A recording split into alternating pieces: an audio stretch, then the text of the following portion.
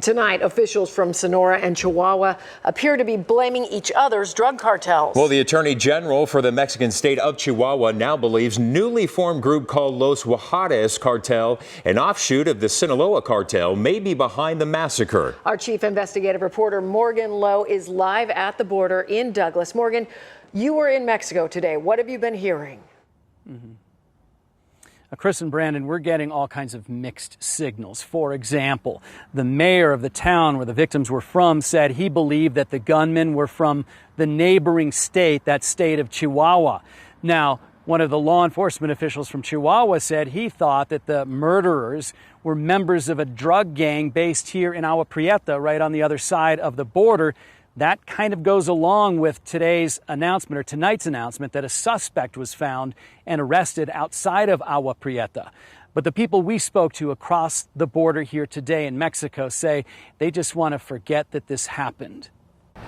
The sun sets over Agua Prieta's main plaza, and it's nearly deserted. Nobody buying snacks or knickknacks. No children in the playpen.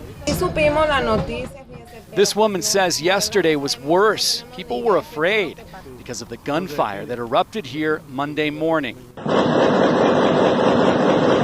Armed men drove into town and created chaos. Down the highway, 9 members of the LeBaron family, women and children, gunned down possibly by the same gang. Presidente Municipal de Agua Prieta. Jesus Durazo is the mayor of Agua Prieta.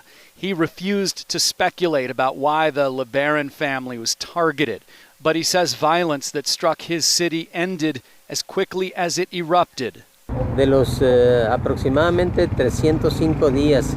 In Agua Prieta, if you take 364 days in a year, in 360 of them there are no problems, in the other 4, yes, there are. Signs of normal life are returning. This man says his granddaughter returned to gymnastics practice today. These vendors say they hope the customers return soon.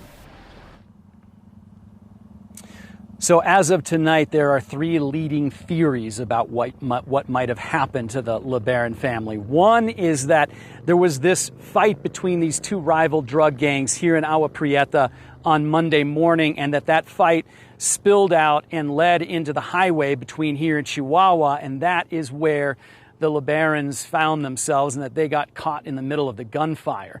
The second is that maybe the LeBarons were misidentified, or they thought that they were members of this other drug cartel, although that is hard to believe because you had 3 vehicles filled with women and children. And that leads to the third theory, which is they were actually specifically targeted.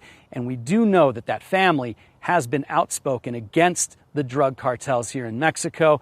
And those drug cartels have been emboldened in the last month. These people may just be the latest victims. Chris and Brandon, back to you. Well, maybe we will end up getting some answers with the arrest of a suspect tonight. Morgan Lowe, thank you.